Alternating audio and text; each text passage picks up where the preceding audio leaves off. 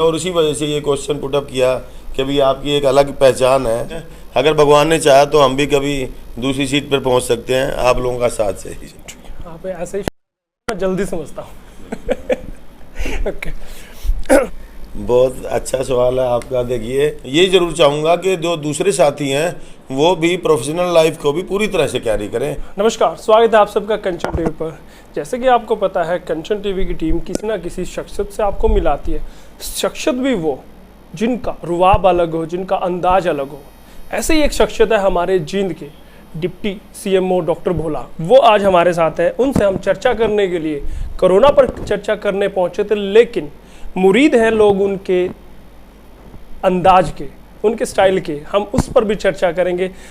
सबसे पहले स्वागत है डॉक्टर भोला आपका। जी नमस्कार जी, प्रणाम सभी साथियों। जी डॉक्टर साहब, सबसे पहले तो मैं जानना चाहूँगा कि पिछले कुछ वक्त से कोरोना ने तकरीबन इस साल के शुरुआत से ही कोरोना ने कहर मचाया हुआ है, और आप लोगों की जिम्मेवारी है उससे पार पाने का। कितना कामयाब हम लोग हो पाए हैं, कितना नहीं, वो जानना चाहूँगा। देखिए, अभी तक हमारे जो साइंस के थ्रू अगर हम बात करें तो साइंटिस्ट इसमें लगे हुए हैं कि कोरोना महामारी से निपटने के लिए कोई वैक्सीन निकल जाए या कोई दवाई ईजाद कर ली जाए। लेकिन उससे पहले कि हमें वैक्सीन या दवाई प्राप्त होती, सरकार ने कोरोना महामारी की शुरुआत में ही लॉकडाउन लगा दिया गया था ताकि ये बीमारी जो है एक से दूसरे व्यक्ति के अंदर स्प्रेड ना करे, महामारी का रूप ना धारण करे, नंबर ऑफ़ जो केसेस हैं वो मिनिमम रहें, कम से कम रहें। तो सरकार ने जब ये देखा कि इसका जो स्प्रेड है वो ड्रॉपलेट इन्फेक्शन के थ्रू होता है, यानी कि एक व्यक्ति दूसरे व्यक्ति के यदि संपर्क में आए और वो खांसने से, छींकने से, थूकने से, तो ये सरकार की गाइडलाइन थी कि हम लोग क्यों ना इसको स्प्रेड के ऊपर रोक लगा दी जाए। और वही सरकार ने जो काम है लॉकडाउन पीरियड के अंदर किया और पूरी जनता को अवेयर करने का काम किया, जिससे कि सोशल डिस्टेंसिंग है, रेगुलर जो हैंड वॉशिंग की टेक्निक है, और जो मास्क का उपयोग है, विशेषकर जब हम लोग सामाजिक दृष्टि से घर से बाहर निकलते हैं तब उसका उपयोग बहुत ही ज़रूरी है।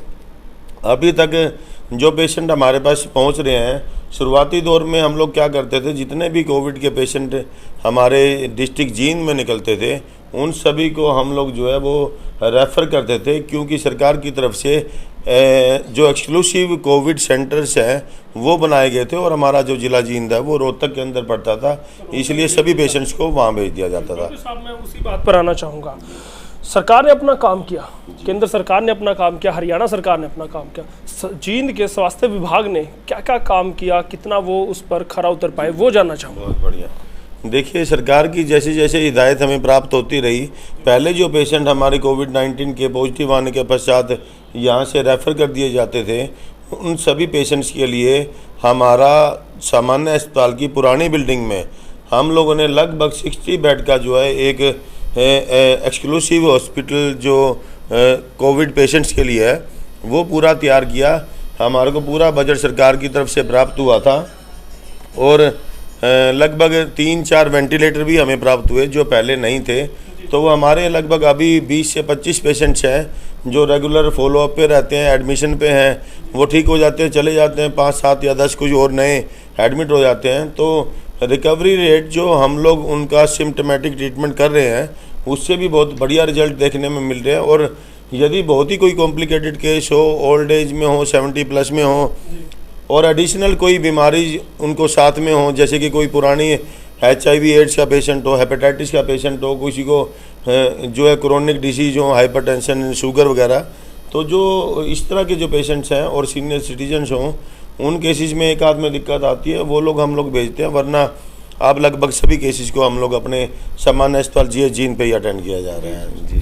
तो कितना संतुष्ट मानते हैं, आपका स्वास्थ्य विभाग एडी चोटी का जोर लगाता है कि कोरोना को हराया जाए, कितना कामयाब हुआ है आपका विभाग, कितना साथ दे रहा है आपका डिपार्टमेंट? देखिए, ये बात अलग है कि अभी तक इसकी वैक्सीन और एग्जैक्ट जो ट्रीटमेंट और ड्रग है वो ईजाद नहीं हुआ, लेकिन जो सिम्टोमेटिक ट्रीटमेंट सरकार की गाइडलाइन हमें प्राप्त हुई है और जो हमारे फिजिशियन एडवाइज कर रहे हैं, उसमें हम ये कह सकते हैं कि अगर 100% नहीं तो रिकवरी रेट काफ़ी अच्छा है, लगभग 98% तो इसमें जो पेशेंट रिकवर होते हैं।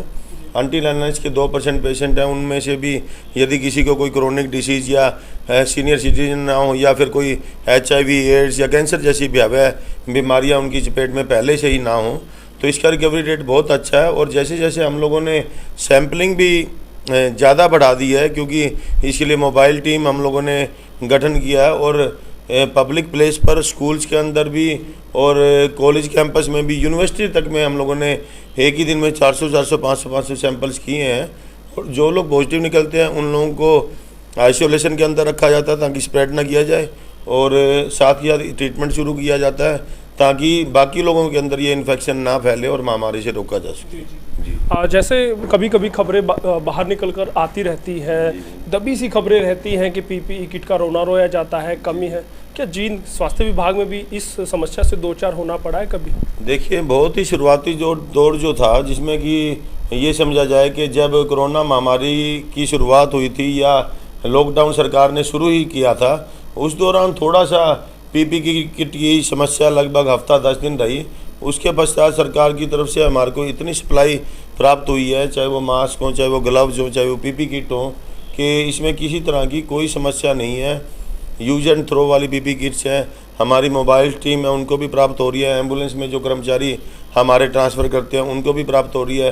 कोविड सेंटर के अंदर भी चाहे वो डॉक्टर्स हैं, चाहे वो हमारे सहयोगी साथी हैं, उनको सभी को PPE किट बहुतायत मात्रा के अंदर हमारी यहाँ सरकार की तरफ से अब प्राप्त हो रही है। जी डॉक्टर साहब, क्या लगता है कोरोना अभी कुछ महीने और चलेगा, एहतियात लोगों को बरतनी है या कौन कौन सी सावधानियां भी बरतनी चाहिए? देखिए, सरकार की तरफ से प्रयास जारी हैं और वैक्सीन के लिए भी और ड्रग्स को ईजाद करने के लिए भी, लेकिन जब तक हमारी वैक्सीन नहीं निकल के आ पाती है, उसके ट्रायल अभी साइंटिस्टों द्वारा जारी हैं, तब तक हम लोगों को कोरोना से डरने की आवश्यकता नहीं है बिल्कुल भी, लेकिन सजग रहने की बहुत ज़रूरी आवश्यकता है। क्योंकि अब जैसे जैसे लॉकडाउन की प्रक्रिया अनलॉक हुई है, सभी लोग अपने काम पर लौटे हैं, कोई बिजनेस पे लौटा है, कोई सरकारी नौकरी पे लौटा है। इसी तरह से जो सामाजिक हमारे कार्यक्रम होते हैं उसमें लोग एकत्रित होते हैं, तो वो जब भीड़ भाड़ इकट्ठी होती है या जब लोग अपने घर से निकल के मार्केट में जाते हैं, तो वो ये भूल जाते हैं कि कोरोना नाम का वायरस भी हमारे जो समाज के अंदर अभी है और इसका अभी रिजल्ट जो है इलाज और वैक्सीन नहीं मिल पाई है। तो उन लोगों को वहाँ पर बहुत ज़रूरी है, अति आवश्यक कि भाई सभी लोग मास्क का प्रयोग जारी रखें और जो सोशल डिस्टेंसिंग की सरकार ने हिदायत दी है, कम से कम 2 से 3 फुट का जो डिस्टेंस है वो भी मेंटेन किया जाए और रेगुलर जो हैंड वॉशिंग है वो करते रहे, नमस्ते का प्रयोग करें और हैंड शेक को दूर रखें। जी सर, ये तो थी प्रोफेशनल बातें। अब डॉक्टर भोला से कुछ लीक से हटके कुछ अनप्रोफेशनल भी बातें करेंगे।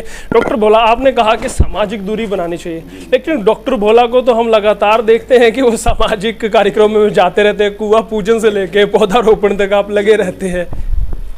बहुत अच्छा सवाल है आपका। देखिए, मैं एक्चुअली मेरा जो बर्थ प्लेस है वो जींद का है। मैं आपको बताता हूँ, शुरू से ही बर्थ प्लेस जींद का है। तो जींद की जनता के लिए मैं ST स्कूल में यहाँ 10th तक पढ़ाई की और गवर्नमेंट हॉस्पिटल के बिल्कुल सामने जो गवर्नमेंट कॉलेज है वहाँ से हमने +1 और +2 की। इसके बाद मेरा जो है मेडिकल कॉलेज के अंदर एडमिशन हो गया और मैं 5-6 साल की स्टडी के बाद दिल्ली 1.5-2 साल ट्रेनिंग की हमने। फिर मेरा SCMS में सिलेक्शन हुआ और रेगुलर पोस्टिंग मेरी 2 साल हिसार ज़िले में और बाकी 23 साल में से लगभग 21 साल जींद ज़िले में रही। जींद की जनता जो मुझे मतलब छोटे बचपन से लेकर के बड़े होने तक +2 में और 10th में जो मेरे साथी थे, सहयोगी थे, वो मुझे बड़े अच्छे से जानते और मेरा जो अपना परिवार है और जो मेरे रिश्तेदार हैं, हमारे मामा, चाचा, मौसी, सब लोग जो वो भी जींद के हो गए। और जींद कोई बहुत बड़ा शहर नहीं, मेट्रो सिटी नहीं है। लास्ट में जब मैरिज का प्रोग्राम हुआ तो मेरी मैरिज भी जींद में होगी, ससुराल मेरी यहीं की है। तो सभी लोगों के लिए मैं डॉक्टर बेशक बन गया, लेकिन उनके लिए वैसा ही रहा कि भाई ये हमारे घर का मेंबर है। जी बिल्कुल, तो वो लाड से जो है आज भी मुझे डॉक्टर और डिप्टी CMO ना कह के आवाज़ दे के सिर्फ यही कहते हैं कि देखो भोला आ गया, इससे बात करते हैं। मतलब वो लाड इतना है कि वो कोरोना का डर भी उसके पीछे छिप गया कहीं ना कहीं। डॉक्टर साहब, एक और बात है कि आपने कहा कि जींद में आप हैं तो कहीं ना कहीं ये भी बातें निकल कर आती हैं कि डॉक्टर साहब इतना सामाजिक हैं, उनकी वजह है कि आने वाले वो विधायक की कुर्सी को देख रहे हैं, क्या ये भी सच है? देखिए, मेरे अपने दिमाग में इस तरह की कोई अभी तक प्लानिंग नहीं है। ये तो ये समझा जाए कि हम जिस चेयर पे बैठे हैं उस चेयर के जरिए समाज सेवा जितनी भी की जा सके वो बहुत ही बेहतर है और अपने लिए भी अच्छी है। क्योंकि मैं कुछ रिलीजियस व्यक्तित्व का बंदा हूँ, तो मैं ये समझता हूँ कि हम अगर कुछ अच्छा कर रहे हैं तो सामने वाले के लिए नहीं, अपने लिए ज़्यादा बेहतर कर रहे हैं। क्योंकि जो व्यक्ति दुख और तकलीफ़ के अंदर, हॉस्पिटल में जो भी व्यक्ति आता है वो कोई ना कोई दर्द लेके आता है। यदि उस व्यक्ति का दर्द ठीक होगा तो वो बट नेचुरल है कि उसको दुआएं देगा, और लोगों की दुआएं जो हैं वो काम आती हैं। अगर भगवान ने चाहा तो हम भी कभी दूसरी सीट पर पहुंच सकते हैं, आप लोगों का साथ से। बिल्कुल बिल्कुल, कहीं ना कहीं वो इनकार नहीं करते, खुश होके कहते हैं कि अगर आशीर्वाद मिलता है, चलो वो तो भविष्य के घर में है, क्या होगा। लेकिन अभी जो एट प्रेजेंट हम बात करते हैं, डॉक्टर साहब जैसा आपका गेटअप है, एक रॉक स्टार का होता है या एक मॉडल का होता है, क्या कभी आपके सीनियर ने कभी आपको, अभी तो आप डिप्टी हैं, लेकिन कभी क्या आपके सीनियर ने कभी आपको नहीं कहा या आपको नहीं कहा कि आप एक डॉक्टर की तरह रहिए? जी सर, इसके बारे में भी बहुत चर्चा हुई। शुरुआती दौर में 2-4 बार इसके बारे में कहा भी गया और थोड़ा सा बोल्डली होके भी कहा गया 1-2 अधिकारियों के द्वारा। हमारे सिविल सर्जन थे या डायरेक्टर कमिश्नर रैंक के जो अधिकारी आते।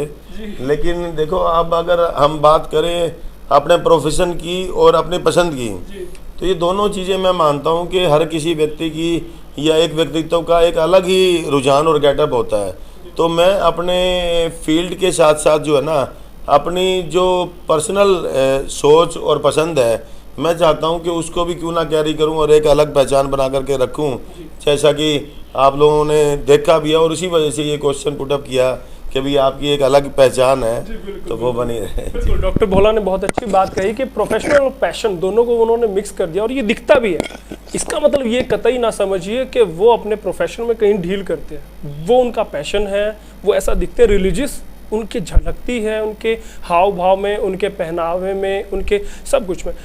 डॉक्टर साहब, अगर कोई आपका डॉक्टर भी सेम आपके पैटर्न पर चले, वो भी टैटू शैटू बनवा के खड़ा, तो तब आपका क्या स्टैंड होगा उसको लेके?